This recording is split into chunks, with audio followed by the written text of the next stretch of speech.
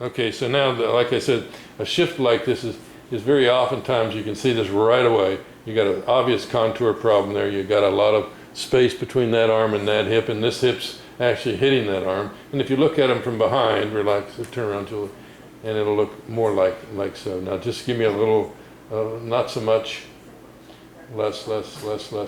Just there's like there. Now you can see just a little bit of a shift there, and you can see her shoulders are distorted. But if you look at them from behind, right now you could see a somewhat of a scoliosis with Julie. And okay, Julie.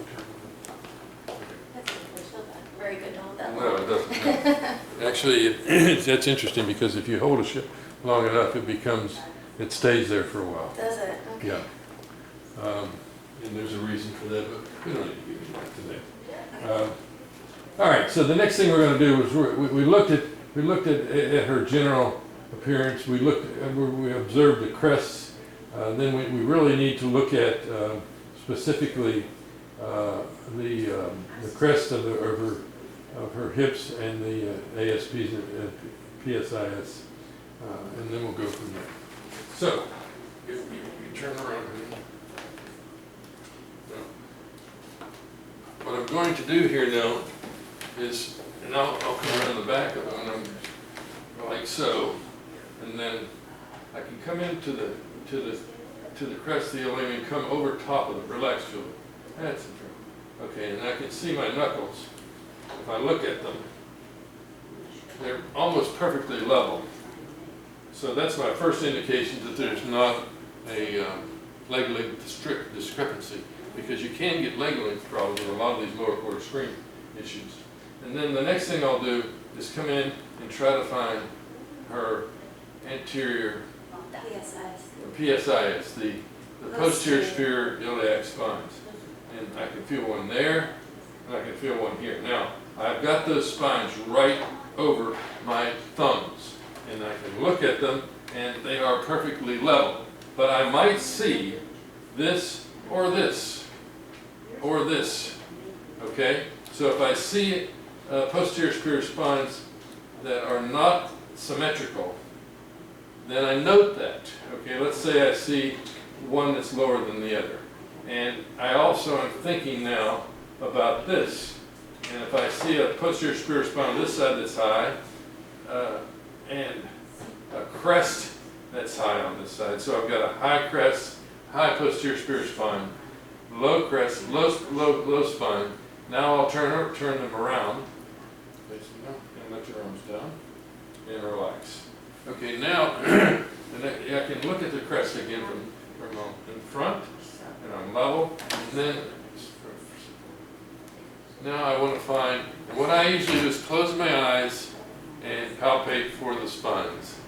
And I'm finding, yeah, the ASIs, anterior superior iliac spine.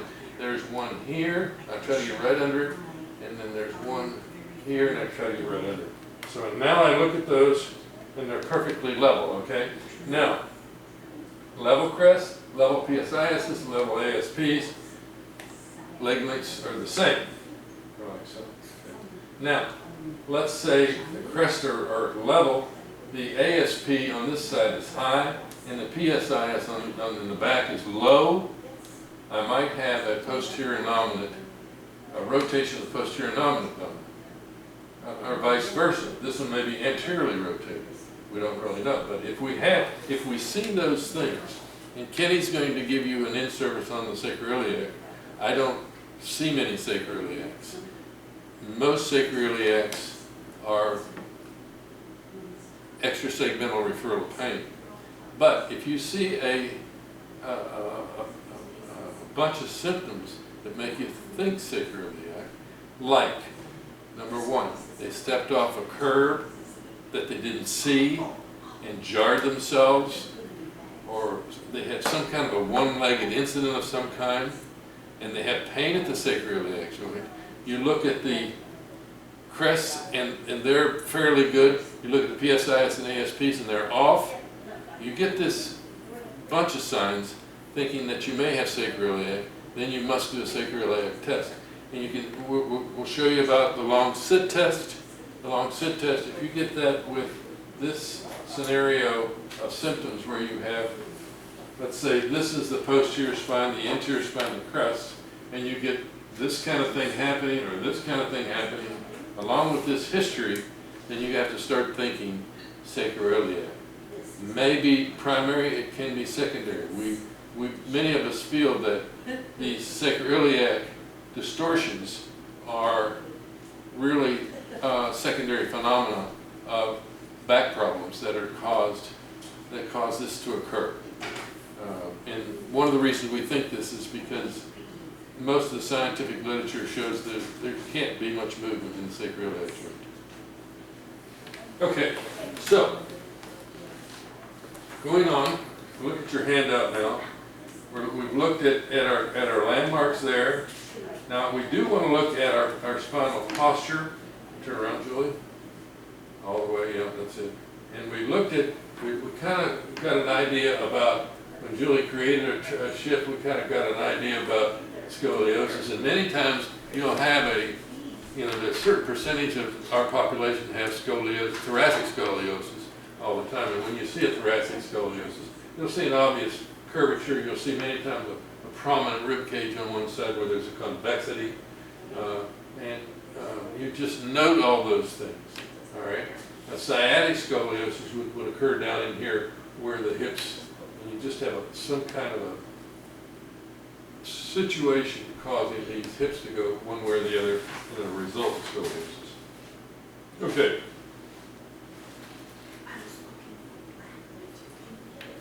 You want to look at the patient from the front. We did that. We looked at the hips going one way or the other. And then from the side, when you look for a normal lordotic curve, which would be some lordosis, you always like to see that. Or you may have a flattened low back, like so, which is very common in discogenic problems. Or you may have an accentuated lordosis, which you see in the black population. It's normal. Interestingly enough, and this has to do with the etiology of discogenic disease, it's much lower in the black population than it is in the white population. We think this is because of a sharper lordotic lumbar angle. But you may see some deformity here in extension and or side bending with spondylolisthesis, and we'll get into that. Okay, so we're looking for spasm or swelling.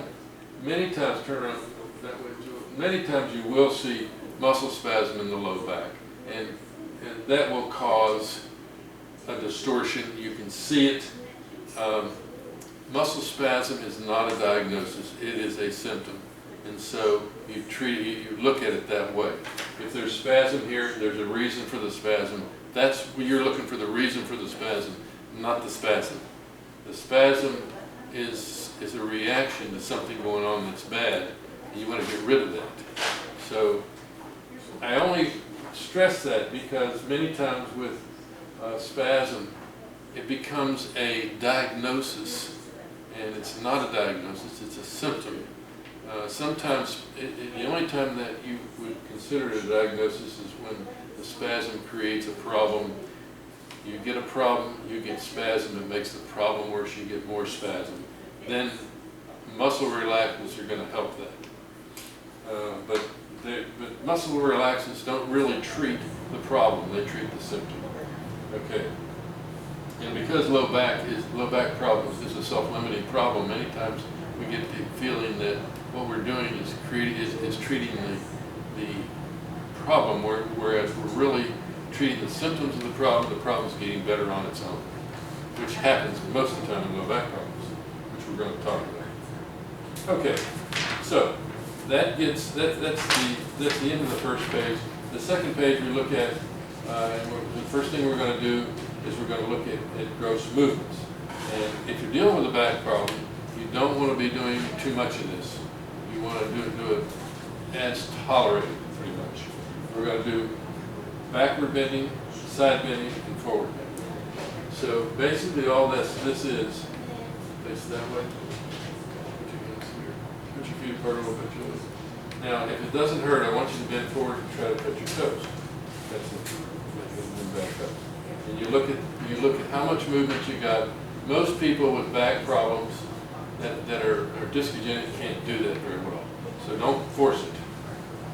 Now, I want you to bend backward. Let's see what we've got here in terms of back movement. She's very mobile. That's back. So, you know, what does that do to her symptoms?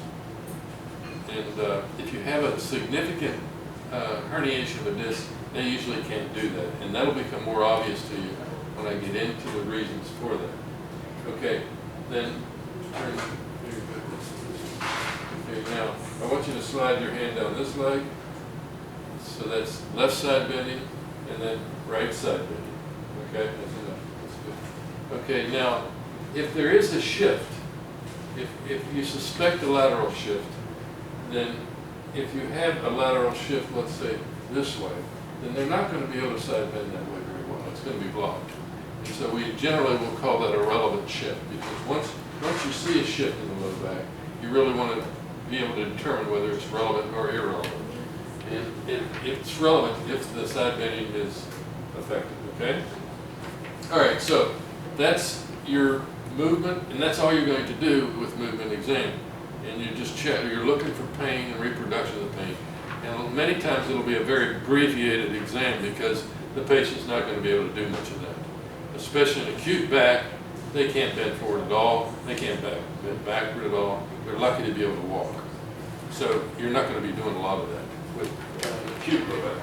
All right, now, beyond that, we're going to go into our the rest of our extreme exam. And again, we're looking for pain, range of motion.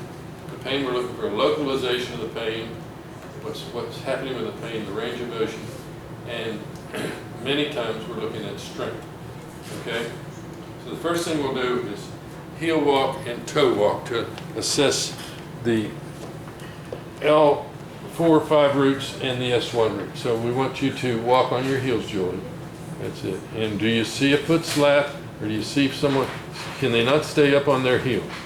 Okay, and you have Without them. tennis shoes, it hurts on this floor. Yeah, right. I'm just saying. On the Yeah, right. carpet, I can do it pretty well, but Yeah, that's it's impossible almost. Okay. Okay, and then so you're looking at that, and heel walking is difficult on hard surfaces. So most of if you don't have a make sure you just go ahead and put their shoes on, and then have them walk away from you on their toes. And many times you will see that's fine, Julie. You'll find they can't. This is where you see foot slap, and then sometimes you'll see a patient that just cannot stay up on that toe. They'll just fall right down off it. Every time they try to step on that toe, the heel goes down, and there you got weakness there. Okay, so that is your first thing that you do with walking, and that checks those myotomes. Okay, now Julie, you can sit down here.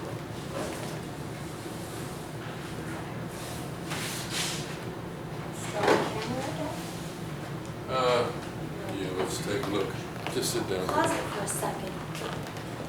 Pause it. Oh, yeah.